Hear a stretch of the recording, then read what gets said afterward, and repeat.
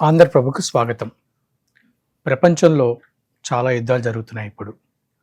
ముఖ్యంగా పశ్చిమాసియాలో జరుగుతున్నటువంటి ఈ ఇజ్రాయెల్, అమెరికా, ఇరాన్ యొక్క యుద్ధం భారతదేశంపై ఎక్కువ ప్రభావం చూపించేటువంటి అవకాశం చాలా కనిపిస్తుంది. యుద్ధం కూడా ఎక్కువ కాలం కొనసాగేటట్టుగా తెలుస్తుంది ఈరోజు వచ్చినటువంటి వార్తలను అనుసరించి. అయితే ఈ పరిస్థితుల్లో ఈ యుద్ధం వల్ల భారతదేశం మీద ఆర్థికంగా ప్రభావం పడేటువంటి అవకాశం ఉందని చెప్పి నిపుణులు అంటున్నారు. సో ఇది ఎంతవరకు వాస్తవం? దీని గురించి తెలుసుకోవడానికి మనకి ఇక్కడ స్టూడియోలో అవైలబుల్ ఉన్నారు శ్రీ గిరిబాబు గారు. వారు ఫైనాన్షియల్ ప్రొఫెషనల్. సార్ నమస్కారం అండి. నమస్తే అండి.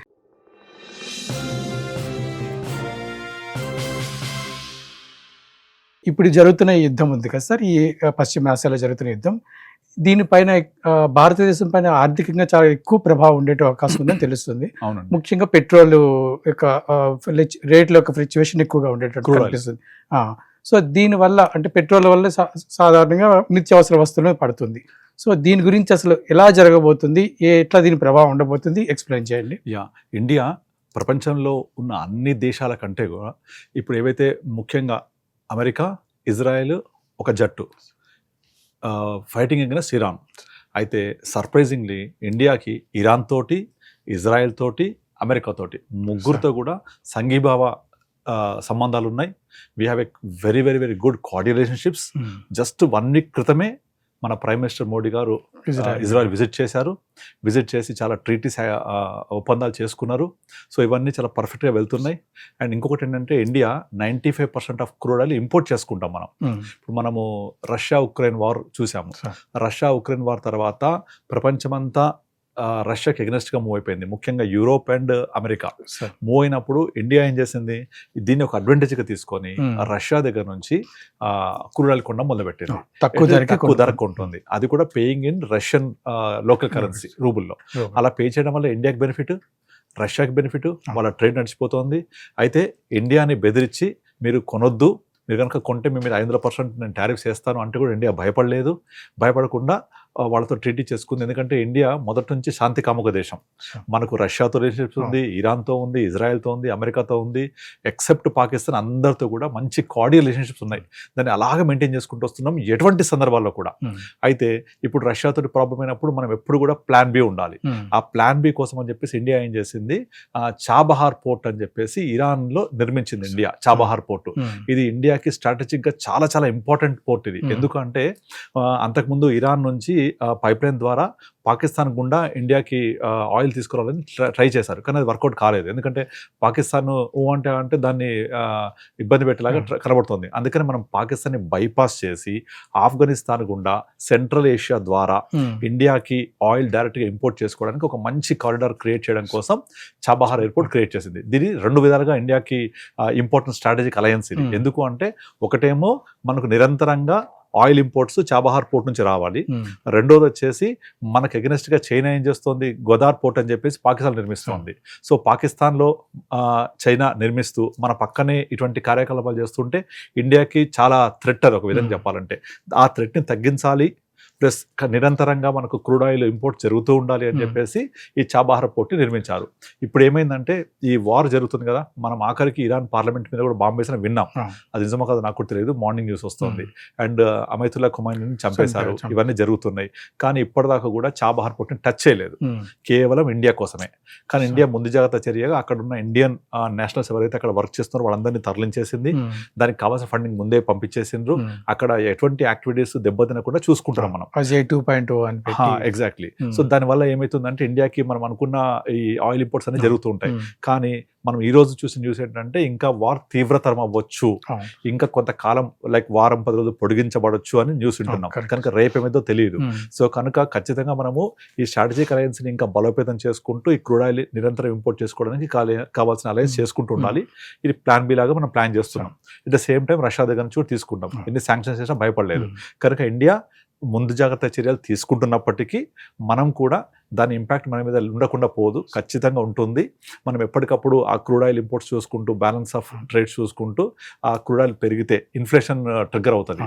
సో క్రూడ్ అనేది ఏంటంటే ఒక ఇంధనం లాంటిది, అది మొత్తం ప్రపంచం మొత్తానికి ఇంధనం అది. సో ఆ ఇంధనం అనేది కాస్ట్లీ అయితే ఆటోమేటిక్గా రిపుల్ ఎఫెక్ట్ ఉంటుంది. ఆ రిపుల్ ఎఫెక్ట్ అన్నీ పడుతుంది. ముఖ్యంగా ఇన్ఫ్లేషన్ షూటప్ అవుతుంది, ట్రాన్స్పోర్టేషన్ పెరిగిపోతుంది, ఖర్చులు పెరిగిపోతాయి, ధరలు పెరుగుతాయి. ఇది సామాన్యుడికి ఇండైరెక్ట్ ఇంపాక్ట్ అవుతుంది. ఇక్కడ అంటే ఒక ప్రస్తుతం ఉన్న మన నిల్వలు, క్రూడ్ ఆయిల్ నిల్వలు 72 రోజులకు సరిపోతాయి అని అంటున్నారు సార్. అది వాస్తవమేనా? వాస్తవమే కదా. ఎందుకంటే మనం తీసుకొచ్చి పెట్టుకోవాలంటే కూడా దానికి స్టోరేజ్ ప్రాబ్లం ఉంటుంది కనుక ఎప్పుడు మనకు సప్లైస్ కంటిన్యూస్గా ఉండాలి, కన్జ్యూమ్ అవ్వాలి, సప్లైస్ రావాలి, కొంత నిల్వ ఉండాలి. సో మనం ఇప్పుడు కరెంట్ పోయింది, మనం ఇన్వర్టర్ పెట్టుకుంటే ఏంటి, ఇన్వర్టర్ నిల్వ ఉన్నట్టే కదా. ఆ విధంగా నిల్వలు ట్రై చేస్తూ ఉంటాం, కానీ ఒక సర్టెన్ పాయింట్ మించి చేయలేం మనం కూడా. ఎందుకంటే ప్రైస్ ఒకటి ఇంపాక్ట్ అవుతుంది. సడన్ గా మనము ఈ ప్రైస్ లో కొన్ని పెట్టుకుంటే రేపు ప్రైస్ తగ్గితే లాస్ అవుతాం కనుక ఒక 72 డేస్ అంటే ఇట్ ఈస్ నథింగ్ బట్ ఒక 3 months కింద లెక్క. సో 2.5 months దగ్గర అంతవరకు నుంచి పెట్టడానికి వీలు కాదు. సో ఈ లోపల మనకి ఏదైనా ఈ 72 డేస్ నుంచి పడిపోతూ ఉంటే ఆటోమేటిక్ గా పక్క నుంచి మనం వేరే స్ట్రాటజిక్ అలయన్సెస్ ద్వారా వేరే ఇంపోర్ట్ చేసుకుంటూ మనం రీప్లేస్ చేస్తూ ఉంటాం. అంటే ఇప్పుడు ఒక యుద్ధం ఇంకొక 1 month కొనసాగింది అనుకోండి, ఆ 1 month అంటే ఇప్పుడు ప్రస్తుతం నిల్వలు ఉన్నాయి కాబట్టి కొంత మనకి ఏమి రిలీఫ్ ఉండొచ్చు పెట్రోల్, కానీ 1 month కానీ కొనసాగితే ఈ రేటు పెరగడం అనేది డెఫినెట్లీ ఆల్రెడీ స్టార్ట్ అయింది. క్రూడ్ ఆయిల్ ఇమీడియట్లీ నిన్న $10 షూటప్ అయిపోయింది. అది డెఫినెట్లీ ఇంపాక్ట్ అవుతుంది, అది నో డౌట్ అబౌట్ ఇట్. అందుకనే ఇండియా ఏం చేస్తుందంటే మొదటి నుంచి కూడా వేరే ఒక కంట్రీ మీద కాకుండా డిఫరెంట్ సోర్సెస్ తో చేస్తున్నాం. మనం సౌదీ నుంచి తీసుకుంటాము, ఇరాన్ దగ్గర నుంచి డైరెక్ట్ గా మనం పోర్ట్ బిల్డ్ చేసుకున్నాము, రష్యా నుంచి డైరెక్ట్ గా పర్చేజ్ చేస్తున్నాము, ఇలా డిఫరెంట్ సోర్సెస్ పెట్టుకుంటున్నాము. ఇండియాలో మనం ఎక్స్ట్రాక్ట్ చేస్తే చాలా తక్కువ, దాన్ని కూడా బలోపేతం చేసుకోవాలి, ఫ్యూచర్ డిపెండెన్స్ తగ్గించుకోవడానికి ట్రై చేస్తున్నాము. అన్నిటికన్నా ఇంపార్టెంట్ ఈవీని బాగా ఎంకరేజ్ చేస్తున్నాం. ఇండియా ఈవీని ఎంకరేజ్ చేస్తోంది. తర్వాత ఇథనాల్ బ్లెండింగ్ తీసుకొస్తున్నారు, మీథేన్ బ్లెండింగ్ తీసుకొస్తున్నారు. దానివల్ల ఏంటంటే ఈ షుగర్ ఇండస్ట్రీకి కొంచెం బెనిఫిట్ అవుతుంది. సో 20% ఆఫ్ ఇథనాల్ బ్లెండింగ్ తోటి తీసుకొస్తున్నారు. ఇవన్నీ కూడా డిపెండెన్సీ ఆన్ క్రూడ్ ఆయిల్ తగ్గించుకోవడం కోసం చేసే చర్యలు ఇవన్నీ కూడా. ఆ విధంగా మన డిపెండెన్సీ తగ్గుతూ ఉంటే ఇండియా ఎకానమీ బలోపేతం అవుతుంది. సార్ ఇప్పుడు ఒకవేళ కనుక క్రూడ్ ఆయిల్ మీరు అనుకున్నట్టుగా ఒకవేళ 1 month యుద్ధం సాగి క్రూడ్ ఆయిల్ రేట్ పెరిగితే సామాన్య వాడి పరిస్థితి, అంటే సామాన్య మధ్య తరగతి నిత్యావసర వస్తువులు అనే వాటిపైన ఎలా ఉంటుంది సార్ ప్రభావం? డెఫినెట్లీ నెగిటివ్ ఇంపాక్ట్ పడుతుంది. ఆటోమేటిక్ గా మనం గమనిస్తుంటాం జనరల్ గా. రీసెంట్ గా 1 month బ్యాక్ టమాటా ధర చూసాం, ₹5 కూడా పడిపోయింది. ఏమైందంటే పక్క రాష్ట్రాల నుంచి ఇంపోర్ట్ అవుతోంది, ఇంపోర్ట్ అయ్యేసరికి సప్లైస్ బాగా పెరిగిపోయాయి. లోకల్ టమాటా పండించిన దగ్గర నుంచి మార్కెట్ తేవడానికి వచ్చే ట్రాన్స్పోర్ట్ ఛార్జెస్ రావట్లేదు. ఇది ఎంత కావాలని వాళ్ళు ఇంపోర్ట్స్ పెంచేసి ఇలా చేసేసారు. సో ఇదంతా కూడా ఇంపాక్ట్ అవుతూనే ఉంటుంది. కనుక మనం కూడా ఏం చేయాలి అంటే ఈ బ్లాక్ మార్కెటింగ్ ని కంట్రోల్ చేయాలి గవర్నమెంట్ ముఖ్యంగా. అంటే బ్లాక్ మార్కెటింగ్ అంటే రేపు పొద్దున కాస్ట్ పెరిగితే, ట్రాన్స్పోర్ట్ అవ్వకపోతే ధరలు పెరుగుతాయి కాబట్టి ముందు నుంచే చేసేస్తారు వాళ్ళు.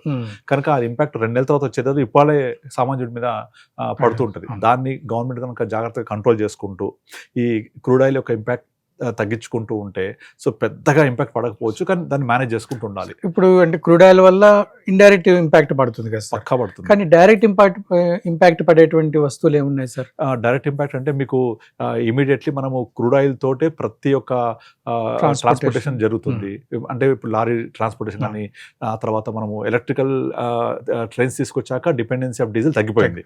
కానీ లోకోమోటివ్ ఇండియాలో మాక్సిమం జరిగేది more than 60% ఆఫ్ లోకోమోషన్ అంతా కూడా లారీస్ ద్వారా జరుగుతుంది, రోడ్ ట్రాన్స్పోర్టేషన్ ద్వారా. అదంతా కూడా డైరెక్ట్ పడిపోయినట్టే కదా. సో ఇప్పుడు దాకా లారీ ఒక ట్యాంకర్ నింపించే వాళ్ళకు ఆటోమేటిక్గా 10% కాస్ట్ పెరిగిపోయినట్టే, అది వర్కౌట్ కాదు. సో డైరెక్ట్ ఇంపాక్ట్ అప్పుడు ఏమైతే అదంతా డైరెక్ట్ ఇంపాక్ట్ అంతా కూడా మెల్లమెల్లగా అన్ని వస్తువులు పడి సామాన్యుడు మానవుడే భరించాల్సి వస్తుంది దాన్ని మళ్ళీ. అంటే ఈ రోజు నేను ఇక్కడ న్యూస్ లో చూశాను, ఈ సన్ఫ్లవర్ ఆయిల్ మీద ఆల్మోస్ట్ 20% ఏదో రేట్ పెరిగే అవకాశం ఉంది. అంటే ఇది మనం ఇంపోర్ట్ చేసుకుంటున్నాం. ఎగ్జాక్ట్ ఇంపోర్ట్ చేసుకున్నాం. ఆటోమేటిక్ గా ఇంపోర్ట్ చేస్తుంటే వాళ్ళు ఇదివరకు నార్మల్ గా స్ట్రైట్ గా వచ్చేది, అలా కాకుండా ఇప్పుడు దాన్ని మనము వివిధ మార్గాల ద్వారా చేయాల్సి వస్తుంది.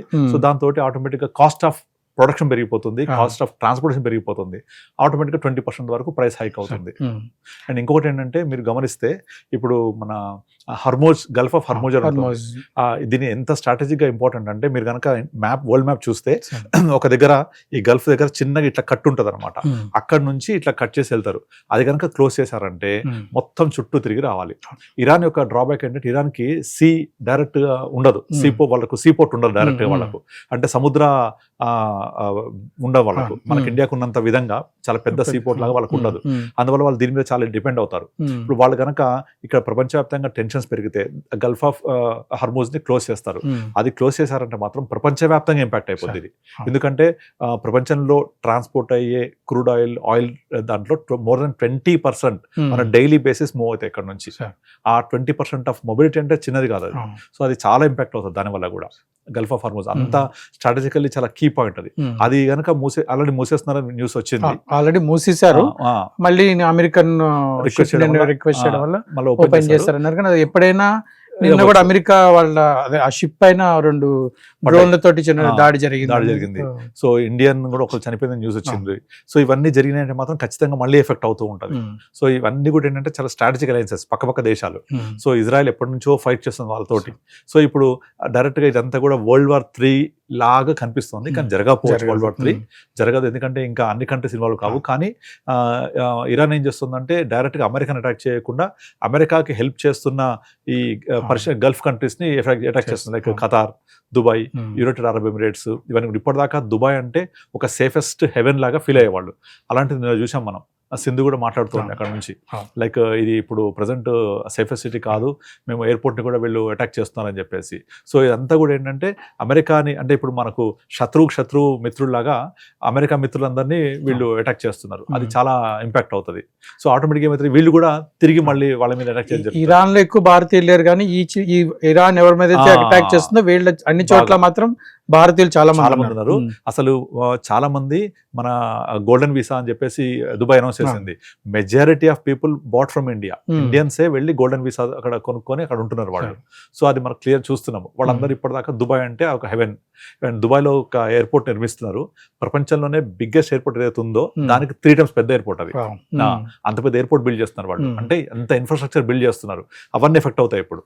ఎందుకంటే ఇరాన్ దుబాయ్ మీద కనుక దాడి చేసి ఇలా చేస్తే అందరికీ కూడా కొంచెం ఒక టెన్షన్ లాంటి సిచ్యువేషన్ వస్తుంది. నేను ఇప్పటిదాకా దుబాయ్ హెవెన్ అనుకున్నాను, నేను దుబాయ్ హ్యాపీగా సేఫ్గా ఉండొచ్చు అనుకున్నాను, కానీ అలాంటి దుబాయ్ మీద కూడా ఎఫెక్ట్ అవుతుంది. ఒక ఎడారి ప్రాంతం అది. సో అంత లాంటి ఎఫెక్ట్స్ మనం చూడబోతున్నాం ఈ యొక్క చిన్న వార్ వల్ల.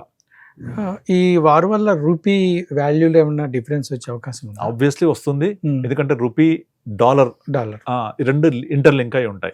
సో ఆటోమేటిక్ గా మీకు డాలర్ యొక్క డిమాండ్ పెరుగుతున్నప్పుడు రూపీ వీక్ అవుతూ ఉంటుంది. మనమంతా కూడా డాలర్ బేస్ చేసుకుని నడుస్తుంటుంది. అసలు యుద్ధానికి కారణమే డాలర్. ఎప్పుడైతే ప్రపంచం అంతా డీడాలరైజేషన్ కోసం ట్రై చేశారో, ఆ డీడాలరైజేషన్ నచ్చక ఇప్పుడు మొత్తం డీడాలరైజేషన్ నుంచి అంతా గోల్డ్ వైపు మూవ్ అవుతున్నారు. అన్ని ప్రపంచవ్యాప్తంగా సెంట్రల్ బ్యాంక్స్ గోల్డ్ కొంటున్నాయి. అందుకే చూసాం మనం గోల్డ్ ఎట్లా మూవ్ అయిందో. సమ్ 60-70,000 2024 మిడ్ లో ఉన్నది. 26 వరకల్లా 1.5-1.6 lakh. ఈ టెన్షన్ తో 1.7 కూడా టచ్ అయింది నిన్న. సో ఈ గోల్డ్ పెరగడానికి వన్ ఆఫ్ ద మేజర్ రీజనే డీడాలరైజేషన్ కి ఒక నాంది. దాన్ని తగ్గించాలి అని చెప్పేసి ఫస్ట్ అమెరికా స్టార్ట్ చేసింది. అంటే అమెరికా మళ్ళీ డాలర్ని ఇంపాక్ట్ పవర్ఫుల్గా తీసుకురావాలి అంటే చైనా యొక్క ఆధిపత్యం తగ్గించాలి. చైనా ఆధిపత్యం తగ్గించాలి అంటే చైనా ఏదైతే మిడిల్ ఈస్ట్లో చేస్తున్నాయో కార్యకలాపాలు వాళ్ళని దెబ్బతీయాలి. దాంట్లో భాగంగా ఇదంతా కూడా ఈ ఆయిల్ని మొత్తం ఎక్స్ట్రాక్ట్ చేయాలి. ఇప్పుడు వెనిజులా ప్రపంచంలోనే హైయెస్ట్ రిజర్వ్స్ ఉన్న ప్రాంతం అది. దాన్ని క్యాప్చర్ చేశారు వాళ్ళు. నెక్స్ట్ ఇరాన్ మీద పడ్డారు. అంతా ఇది ఆధిపత్యం కోసం చేస్తున్న పోరాటం ఇదంతా కూడా. ఆధిపత్యం చేస్తూ చైనాని తగ్గించాలి. ఇలా కనుక చేయకపోతే డైరెక్ట్గా చైనాని అమెరికా అటాక్ చేయలేదు. సో ఆటోమేటిక్గా చైనా ఎక్కడెక్కడైతే వాళ్ళ ఆధిపత్యం ప్రదర్శిస్తున్నారో వాళ్ళందరి మీద ఎఫెక్ట్ చేస్తుంది. సో అమెరికా ఆడుతున్న ప్రపంచ ఆధిపత్యం కోసం, పెద్దన్న పోరాటం కోసం చేసే ఈ ఆధిపత్యం ఇదంతా కూడా పెద్దన్న పెత్తనం కోసం. సరే, ఇప్పుడు rupee value almost 92 rupees 93 rupees ఉంది కదా, ఎంతవరకు ఇది కొనసాగితే ఇంకా వీక్ అయినా ఆశ్చర్యపోకర్లేదు. 100 దాటుతుందా? 100 దాటుతూ మాత్రం ఇండియన్ ఎకానమీకి చాలా ఇబ్బంది. 100 దాటదని అనుకుంటున్నాను. బట్ ఇంకొక 1-2 రూపీస్ కూడా వీక్ అవ్వచ్చు ఛాన్సెస్ ఉన్నాయి. ఈ టెన్షన్స్ ఎంత ఎఫెక్ట్ అవుతుంటే అంత ఎక్కువ అయ్యే అవకాశాలు ఉన్నాయి. బట్ ఇంకొక 1 వీక్ తర్వాత మనకు అర్థమవుతుంది డైరెక్షన్స్ ఏంటి అనేది. బట్ ఈ లోపలే చాలా వరకు మళ్ళీ ఏదన్నా పీస్ టాక్స్ కనుక రావడం జరిగి ఎవరైనా మధ్యవర్తిత్వం జరిగితే కొంచెం తగ్గవచ్చు. కానీ సర్ప్రైజింగ్లీ యూరోప్ కూడా అమెరికాకి జత కలుస్తోంది. నిన్న న్యూస్ ఏంటంటే యూరోప్ కూడా మేము ఎగనెస్ట్ ఇరానే అని చెప్తోంది. కనుక ఇరాన్ని ఏకాకి చేసేస్తే ఎట్టి పరిస్థితుల్లో ఇరాన్ ఎంతకాలం చేయగలుగుతుంది వీళ్ళతోటి? కనుక ఆ విధంగా మనము వాళ్ళు లొంగిపోయే అవకాశాలు ఉంటాయి, కానీ తెలియదు ఏమైతుందో. డే బై డే ప్రస్తుతం మాత్రం ఇరాన్ కూడా చాలా గట్టి పోటీ ఇస్తుంది. Iran is nuclear country. వాళ్ళ ఇంకోటి ఏంటంటే మిలిటెంట్స్ కూడా ఎంటర్ అయ్యారు యుద్ధంలోకి, మిలిటెంట్స్ కూడా. అది చాలా డేంజరస్ సిచ్యువేషన్. ప్రాక్సీ దళాలు అది చాలా డేంజర్, ఎందుకంటే వాళ్ళ ఖొమైనీని చంపేశారు. సో ఇక వాళ్ళు పిచ్చి పట్టినట్టు అయిపోతారు అనమాట. అండ్ ఇంకోటి ఏంటంటే మన ఇరాన్ అంటే ఓల్డ్ పర్షియన్. సో మీరు ఇప్పుడు హైదరాబాద్ లో ఇరానీ కేవ్స్ ఉంటాయి, తర్వాత మీకు టీవీ నైన్ వెనక ఒక లేన్ ఉంటుంది, అది మన ఖొమైనీ లేన్ ఏదో అంటారు దాని పేరు. సో ఇరాన్ కి ఇండియాకి ఎప్పటి నుంచో చాలా అవినాభావ సంబంధాలు ఉన్నాయి. ఇరాన్ కి సంబంధించిన మూలాలు ఇండియాలో ఉన్నాయి. సో ఇండియా ఇరాన్ ఎప్పుడు పర్షియన్ కంట్రీ. అండ్ ఇప్పుడు మనము మెహఫిల్ అనే హోటల్ చూస్తాం. మెహఫిల్ అనేది ఇరానియన్ వర్డ్, అది. అలాగే బావర్చి ఇరానియన్ వర్డ్. అలాగే మనము దుకాన్, బంద్, తర్వాత ఖర్చ్, ఇవన్నీ కూడా పర్షియన్ పదాలు. ఇవన్నీ కూడా అంటే పర్షియన్ పదాలు. వాళ్ళు అక్కడ నుంచి ఇండియాకి వచ్చి ఇక్కడ ఉండి ఇంపోర్ట్ చేసుకొని ఇరానీ చాయ్ పొద్దున్న లేస్తే మన వాళ్ళు చాలా మంది ఇరానీ చాయ్ తాగకుండా వాళ్ళ డే స్టార్ట్ చేయరు. అదంతా అక్కడ నుంచి వచ్చింది. సో ఈ కల్చరల్ ఇంపాక్ట్ కూడా చాలా ఉంటుంది ఇండియా మీద. పార్సీస్ చూస్తాం కదా మనం, పార్సీ గుట్ట కూడా ఉంది ఇక్కడ. సో ఈ కల్చరల్ ఇంపాక్ట్ కూడా ఇండియా మీద చాలా ఉంది. ఆ కల్చరల్ ఇంపాక్ట్ కూడా అవుతుంది. అందుకే ఇరాన్ ఇండియా ఎప్పటి నుంచే ఒక మంచి మిత్ర దేశాలు. ఇండియా గొప్పతనం ఏంటంటే ప్రతి ఒక్కరితో మనం మంచిగా ఉంటాం. ప్రతి ఒక్కరితో ఇండియా స్నేహపూర్వక సంబంధాలు. ఇరాన్ సంబంధించిన వాళ్ళు మన మహాభారత యుద్ధంలో కూడా పాల్గొన్నట్టుగా దాంట్లో చూసాము. సో ఇవన్నీ కూడా గుడ్ రిలేషన్షిప్స్. ఇజ్రాయెల్తో ఎలాగో చాలా మంచి రిలేషన్షిప్స్ ఉన్నాయి, అమెరికాతో గుడ్ రిలేషన్షిప్స్ ఉన్నాయి. సో అమెరికాలో ఉన్న అన్ని పెద్ద పెద్ద కంపెనీస్ కి సీఈఓలు ఇండియన్సే. సో రాబోయే తరాల్లో, రాబోయే నెక్స్ట్ 10-15 years లో we will see India in a very good position. ఒక సూపర్ పవర్ కంట్రీ అయ్యే అవకాశాలు చాలా ఉన్నాయి ఇండియాకి. సో ఇలాంటి టెన్షన్ వచ్చినప్పుడు కొంచెం మనకు జాగ్రత్తగా ఉంటే సరిపోతుంది. దీన్ని చాలా జాగ్రత్తగా కట్టె విరవకుండా, పాము జావకుండా నెమ్మదిగా మనం బయలాటరల్ రిలేషన్షిప్ అని మెయింటైన్ చేయాలి. అంతేగాని ఓవర్ నైట్కి వెళ్ళిపోయి ఒకళ్ళ పక్షాన ఉండకూడదు. ఇండియా అది ముందు నుంచే చేస్తుంది. ఎప్పుడు కూడా మనం ఒకళ్ళ పక్కన లేము, అందరితోటి కార్డియల్ రిలేషన్షిప్స్ మెయింటైన్ చేస్తున్నాం. This is very very good for India. As a professional, financial ప్రొఫెషనల్గా ఈ పరిస్థితుల్లో సామాన్యుడు కానీ లేకుంటే మధ్యతరగతి వాడు కానీ ఇప్పుడు ఎట్లా వాళ్ళ యొక్క ప్లానింగ్ ఎట్లా చేసుకోవాలి? రాబోయే యుద్ధం కనుక ఒక 2 నెలలు కనుక కొనసాగితే సో వీళ్ళు తీసుకోవాల్సిన జాగ్రత్తలు ఏంటి? ఒకటి. రెండోది, గత 3-4-5 రోజుల నుంచి షేర్ మార్కెట్ విపరీతంగా పడిపోతుంది. సో దీనిలో వీళ్ళు తీసుకోవాల్సిన జాగ్రత్తలు ఏంటి?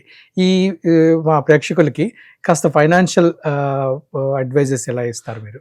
నార్మల్గా ఒక దేశమైనా, ఒక వ్యక్తి అయినా రేపటి గురించి ఆశావాహంతో బతుకుతూ ఉంటారు కదా. సో ఇలాంటివన్నీ ఒడిదుడుకులు వస్తూ ఉంటాయి. వచ్చినప్పుడు మనము ఓవర్ రియాక్ట్ అవ్వకూడదు. ఇప్పుడు ఈ యుద్ధం ఎంతకాలం ఉంటుంది? మేబీ 10 రోజులు, నెల రోజులు, 2 నెలలు అంతే కదా. దాంతో సర్దుమణిగిపోతుంది.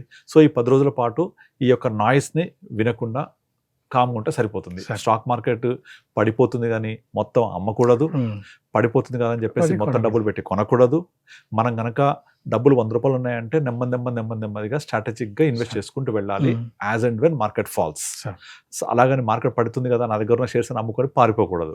సో మళ్ళీ రేపు అనేది వస్తుంది, యుద్ధం ముగిసిపోతుంది, ఇండియా గ్రో అవుతుంది, మనము 10 trillion ఎకానమీ అవుతాము, 50 trillion ఎకానమీ అవుతాము over period of time. So మనం ఏ ఇన్వెస్ట్మెంట్ చేసినా మీ గోల్ కోసం అసైన్ చేసుకుంటే, look at the goal, not what happens today tomorrow. So me goal reach అవ్వడానికి ఎంత టైం, గోల్ టైం, ఈ రెండు సింక్ అయ్యి ఉండాలి.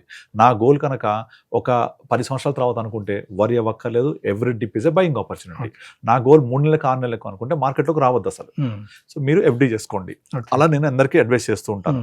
సో మీ గోల్ తగ్గట్టుగా చేసుకోవాలి. అంతేగాని వార్ వచ్చింది కదా అని మొత్తం అమ్మేయద్దు, పడిపోయింది కదా అని మొత్తం పెట్టి కొనొద్దు. బ్యాలెన్స్గా వెళ్తూ ఉండాలి. సో విన్నారు కదా, అంటే జనరల్గా షేర్ మార్కెట్లో మనం ఫాలో అయ్యేటువంటి స్ట్రాటజీని సేమ్ ఫాలో అవ్వండి. యుద్ధం గురించి అమ్మద్దు, అలాగే యుద్ధం గురించి కొనద్దు. గిరిబాబు గారు, ఇంకొక విషయం, gold investments. So gold investments మొన్న రేటు తగ్గినట్టే తగ్గింది, మళ్ళీ పెరుగుతుంది. సో ఇప్పుడు ఏంటి అంటే గోల్డ్ ఇన్వెస్ట్ చేయాలా లేకుంటే ఎట్లా సార్? అక్కడ ఎట్లా మేము దాన్ని అర్థం చేసుకోవాలి మా ప్రేక్షకులు? యాక్చువల్గా గోల్డ్ అనేది ఇన్వెస్ట్మెంట్ కోసం చేసేటట్టయితే బెటర్ నాట్ టు డూ, చేయొద్దు. కానీ మా ఇంట్లో శుభకార్యాలు ఉన్నాయి, పెళ్లిళ్ళు ఉన్నాయి అంటే తప్పదు, కొనుక్కోవాలి. ఆ శుభకార్యాలని అవాయిడ్ చేయలేము, ఇంట్లో ఉన్న పెళ్లిళ్ళని అవాయిడ్ చేయలేము. తప్పకుండా మీరు కావాల్సిన గోల్డ్ ముందు నుంచి ఎక్వైర్ చేసుకుంటూ కొనుక్కుంటూ వెళ్ళిపోవాలి. దీనికి ఇన్వెస్ట్మెంట్కి సంబంధం లేదు. ఇన్వెస్ట్మెంట్ కనుక ఆలోచించే వాళ్ళు ఇప్పుడు ప్రస్తుతానికి చేయకపోవడమే మంచిది. ఎందుకంటే మీరు కనుక ఫైనాన్షియల్ బిహేవియర్లో ఒక పదం ఉంటుంది, Sir. రీసెన్సీ బయాస్ అని. ఇది ఏం చెప్తుంది అంటే మన కళ్ళ ముందు జరుగుతున్న పరిణామాల్ని మనం ఓవర్గా ఊహించుకుంటాం. ఎగ్జాంపుల్ 2013లో గోల్డ్ ప్రైస్ ఎంత ఉంది? 30,000. 2024 మిడ్లో గోల్డ్ ప్రైస్ ఎంత ఉంది? 60,000 చిల్లర ఉంది. జస్ట్ గూగుల్ కొట్టండి వచ్చేస్తుంది. అంటే 13 నుంచి 24 11 సంవత్సరాల పాటు గోల్డ్ జస్ట్ డబలే అయింది. అంటే 11 ఏళ్ళలో డబల్ అంటే not even bank FD return. So it's a consolidation phase. అంటే 11 ఏళ్ళ నుంచి పెరగని గోల్డ్ ఒక సంవత్సరంలో బికాస్ ఆఫ్ గ్లోబల్ ఇష్యూస్ వల్ల, డీడాలరేషన్ వల్ల, ఇటువంటి కొన్ని కారణాల వల్ల 60,000 నుంచి 170,000 అయింది ఒక సంవత్సరంలో. ఇంకా ఇది అయిపోయింది కాబట్టి గోల్డ్ 170,000 అయింది, 2 లక్షలు అయింది, 3 లక్షలు అయింది, 5 లక్షలు అయింది అని పరిగెడుతున్నారు. ఇది జరగదు జరగదు జరగదు. ఇది ఇలాంటి కొన్ని కారణాలు జరిగింది. Gold is a commodity.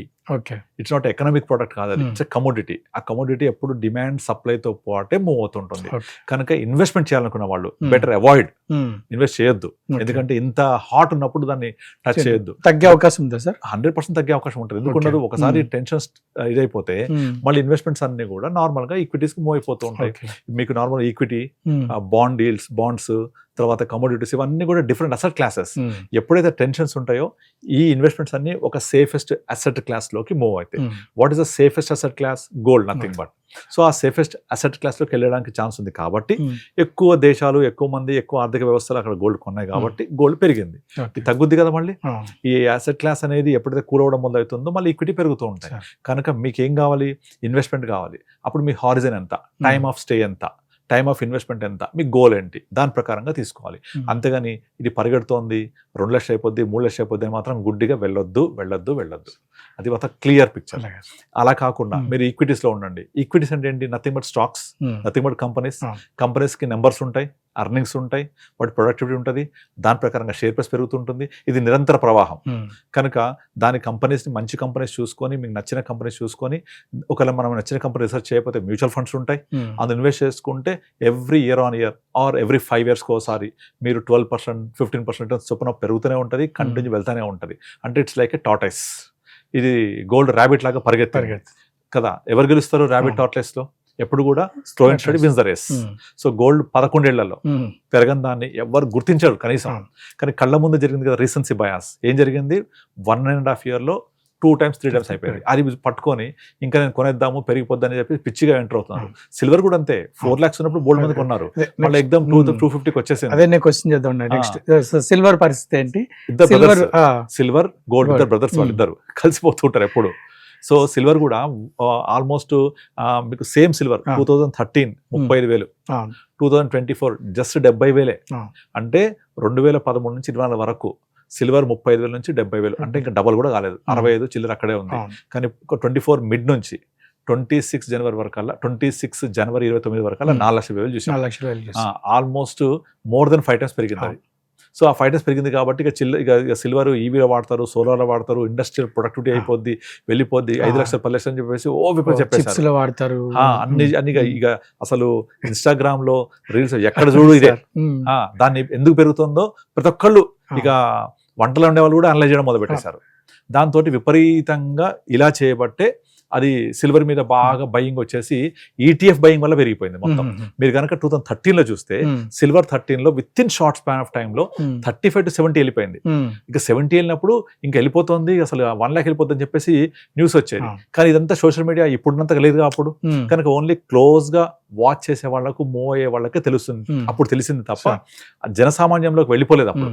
కనుక ఎవరు పెద్దగా పట్టించుకోలేదు. కానీ ఇప్పుడు అట్లా కాదు, అసలు జనసామాన్యంలోకి వెళ్ళిపోయి స్మార్ట్ ఫోన్ ప్రతి ఒక్కళ్ళకి తెలుసు ఇప్పుడు సిల్వర్ పెరిగిపోతుంది అని. ఇక ఏం చేయాలి? నేను పరిగెత్తిపోయి సిల్వర్ కొనాలి. అప్పు చేసుకున్నారు. ఇంకా విచిత్రం ఏంటంటే షాపుల్లోకి వెళ్ళిపోయి ఇవాళ సిల్వర్ ప్రైస్ ఎంత ఉంది, ఓకే ఆ ప్రైస్ లో నేను సిల్వర్ తీసుకోను, డబ్బులు ఇచ్చేస్తా, పెరిగాక మళ్ళీ వచ్చి డబ్బులు తీసుకుంటా, ఇంతే. సిల్వర్ ట్రేడ్ అవ్వాలి అక్కడ. అంత దారుణంగా అయిపోయింది పరిస్థితి. ఏంటంటే ప్రతి ఒక్కళ్ళకు రీల్స్ చూస్తే, మీకు యూట్యూబ్ ఓపెన్ చేసిన, ఇన్స్టా ఓపెన్ చేసిన ఇవే రీల్స్ మొత్తం, యూట్యూబ్ సోషల్ మీడియా నిండా. దాంతో ఇంకా విపరీతంగా ఏమవుతుంది, ఒక ప్రోడక్ట్ మీద ఇంతలా బజ్ క్రియేట్ అయ్యేసరికి ప్రతి ఒక్కళ్ళు కొనడానికి ట్రై చేస్తే ఏమైతుంది, when supply is constant. ETFs అనేవి కొలాటరల్ టు సిల్వర్ ఉండాలి, అది సిల్వర్ బై చేస్తూ ఉంటారు. ఇక ఓవర్ బయింగ్ అయితే ఏమవుతుంది, మనం 2023, 2022లో రియల్ ఎస్టేట్ చూసాం కదా, ఓవర్ బయింగ్ ఉండడం వల్ల ఎలా ప్రైస్ షూటప్ అయిపోయిందో. మీకు తులిప్ మానియా అని ఒకటి ఉంటుంది, తులిప్ మానియా 1860s లో, మీరు గూగుల్ చదవండి వస్తుంది. సేమ్ తులిప్ మానియా కూడా అంతే, తులిప్ ఫ్లవర్స్ ఇట్లా వెళ్తాయని ఒక మానియా క్రియేట్ చేసి ఎక్కడికో ప్రైస్ తీసుకెళ్లిపోయారు. 1920s ఉన్న ప్రైస్ ఈ రోజు కూడా మళ్ళీ రాలేదు. అది that's called tulip mania, Google కూడా వస్తుంది. అలాంటి ఒక మానియా క్రియేట్ చేశారు. క్రియేట్ చేసి దీనికి ఒక సపోర్టింగ్ ఏంటి, ఇది ఇండస్ట్రియల్ ప్రొడక్టివిటీ పెరుగుతుంది కనుక సిల్వర్ పెరిగితే ఆ సిల్వర్ యొక్క ధర పెరిగితే లాభం వస్తుంది, పెరుగుద్ది ధర 5 లక్షలు 10 లక్షలు అయిపోతుందని చెప్తున్నారు. ఇక ఇంకొకళ్ళకు అడుగు ముందుకేసి సిల్వర్ పెరిగితే ధర పెరిగితే కాపర్ మీద పడతారు. This is also 95% of conductivity ఉంటుంది కనుక నెక్స్ట్ ఆల్టర్నేటివ్ సిల్వర్ కాపర్, దానికి ఆల్టర్నేటివ్ వచ్చేసి అల్యూమినియం అనేసి ఇంకా పరిగెత్తడం. ఇక అల్యూమినియం ఎక్కడ దొరుకుతుంది, కాపర్ ఎక్కడ దొరుకుతుంది, ఎంత పిచ్చి అంటే విపరీతంగా పడ్డారు. ఇండియాలో కాపర్ కొనాలి అంటే ఈటీఎఫ్స్ లేవు, మీరు వెళ్ళి ఫిజికల్ సిల్వర్ కాపర్ కొనాలి. Is it possible physical copper కొనలేం మనం. అది ఏం చేశారు, అందరు పోయి వెతికారు గూగుల్లో, వెతికితే హిందుస్థాన్ కాపర్ కనపడింది, వెళ్ళి హిందుస్థాన్ కాపర్ స్టాక్ కొనేశారు అందరూ. అది ఒక రోజు మాత్రం కొనేసరికి 20% సర్క్యూట్ కొట్టింది, మళ్ళీ నెక్స్ట్ డే పడ్డమే. హిందుస్థాన్ కాపర్ ఎవరిది, గవర్నమెంట్ ఆఫ్ ఇండియాది. అది కాపర్ ప్రొడ్యూసర్స్ కంపెనీ. కాపర్ ధర పెరిగితే కంపెనీకి లాభం రాదు, ఆ కంపెనీ షేర్ పెరగదు, అది ఏమీ తెలియదు. ఇంకో ఎగ్జాంపుల్ చెప్తాను మీకు. కోవిడ్ సెకండ్ వేవ్ అప్పుడు ఆక్సిజన్ ఇన్వెస్ట్మెంట్స్ అనే కంపెనీ ఉండింది. విన్నారా? Oxygen investments. ఆక్సిజన్ కావాలి, అందరు చనిపోతుంది ఆక్సిజన్ లేక. ఎంత కాస్ట్లీ అయింది ఆ టైంలో. ఇక ఆక్సిజన్ వెనక కట్టుకుని తిరిగే పరిస్థితి వచ్చింది అప్పుడు. దాంతో ఆక్సిజన్ కి డిమాండ్ ఉంది కనుక ఆక్సిజన్ ఇన్వెస్ట్మెంట్స్ ఆ కంపెనీ పేరు. కానీ ఆక్సిజన్ ఇన్వెస్ట్మెంట్స్ అనే కంపెనీకి ఆక్సిజన్ కి సంబంధమే లేదు, కనీసం కూడా తెలియదు ఎవరికి.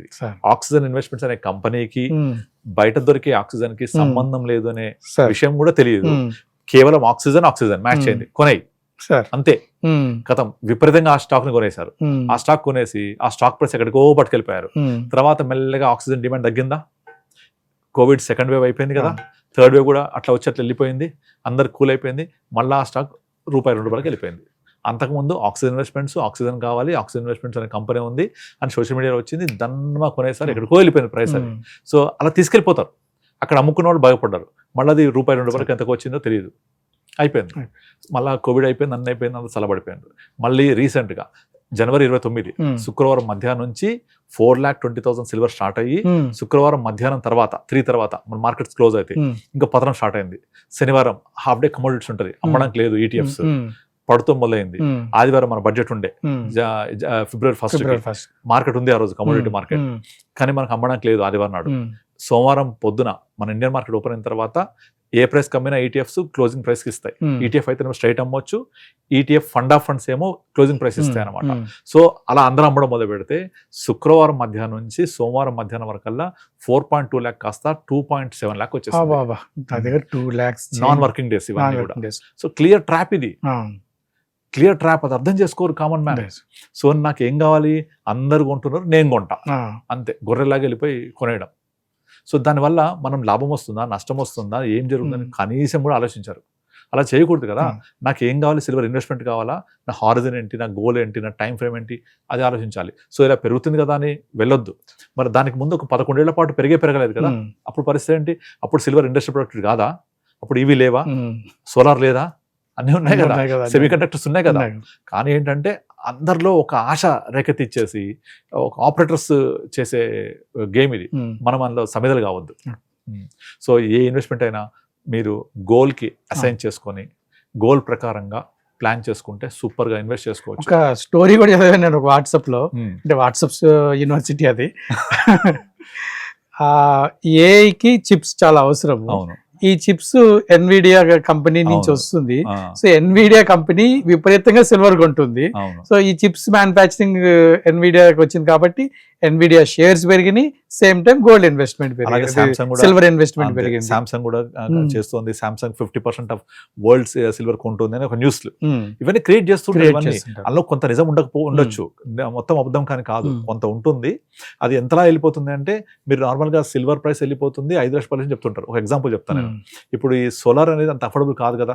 ఈ సోలార్ మన ఇంట్లో పెట్టుకున్న సోలార్ అమ్మాలి అంటే, సోలార్ పవర్ అమ్మాలి అంటే వాళ్ళు చాలా క్యాల్కులేషన్ చెప్పి 5 నుంచి 6 లక్షలు ఖర్చు అయినప్పటికీ మీకు ఓవర్ పీరియడ్ ఆఫ్ టైం అది వర్కౌట్ అయింది అని చెప్తూ ఉంటారు. ఇది మనం చూస్తున్నాం క్యాల్కులేషన్స్ సోలార్ అమ్మేవాళ్ళు. అయితే ఈ సోలార్ ప్యానల్స్ కాస్ట్ పెరిగితే బికాస్ ఆఫ్ సిల్వర్ అది 5 లక్షలు కాస్త 7 లక్షలు అయిపోతే కామన్ మ్యాన్ కొనగలుగుతాడా? కొనలేడు. ఇప్పుడే ఒక ఈవీ వెహికల్ 1.2-1.3 లాక్ పైన ఉంటుంది.